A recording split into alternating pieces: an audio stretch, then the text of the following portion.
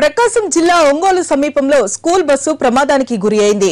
ఎదురుగా వేగంగా వచ్చిన ఒక లారీని తప్పించబోయి స్కూల్ బస్సును రోడ్డు పక్కన ఉన్న కాలువలోకి మళ్లించాడు డ్రైవర్. ఈ ప్రమాదంలో డ్రైవర్ తీవ్రంగా గాయపడగా విద్యార్థుల్లో 5గురికి స్వల్ప గాయాలయ్యాయి. లారీ బస్సును ఢీకొట్టినా కాలువలో నీళ్లు ఎక్కువగా ఉండి బస్సు అందులో బోల్తా పడినా ప్రమాద తీవ్రత చాలా ఎక్కువగా ఉండేది. బస్సు డ్రైవర్ చాకచక్యంగా వ్యవహరించి బస్సును భారీ ప్రమాదం నుంచి తప్పించాడు. బస్సులో ఉన్న విద్యార్థులంతా భారీ ప్రమాదం నుంచి బయటపడడంతో వాళ్ళ తల్లిదండ్రులు కాస్త స్థిమితపడ్డారు.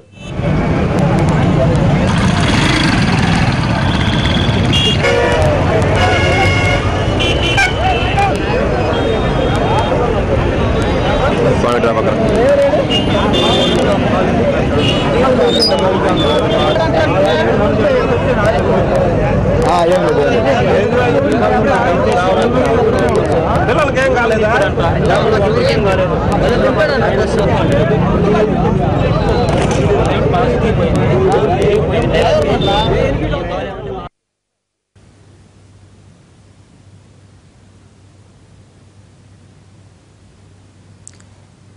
ఈ ప్రమాదానికి సంబంధించిన పూర్తి డీటెయిల్స్ అందించేందుకు వెంకట్రావు మనకు సిద్ధంగా ఉన్నారు. వెంకట్రావు, చెప్పండి, ఈ ప్రమాదంలో విద్యార్థులు ఎవరైనా గాయపడ్డారా? పరిస్థితి ఏంటి?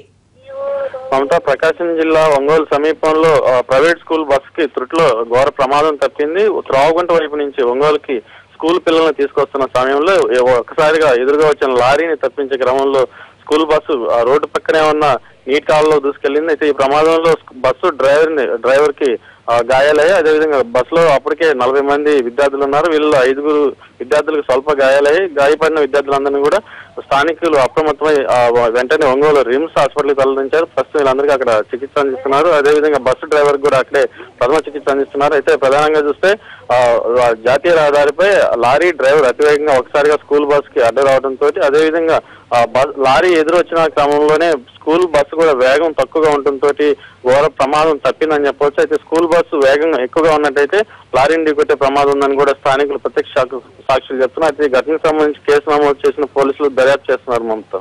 Right, thank you Venkatrao.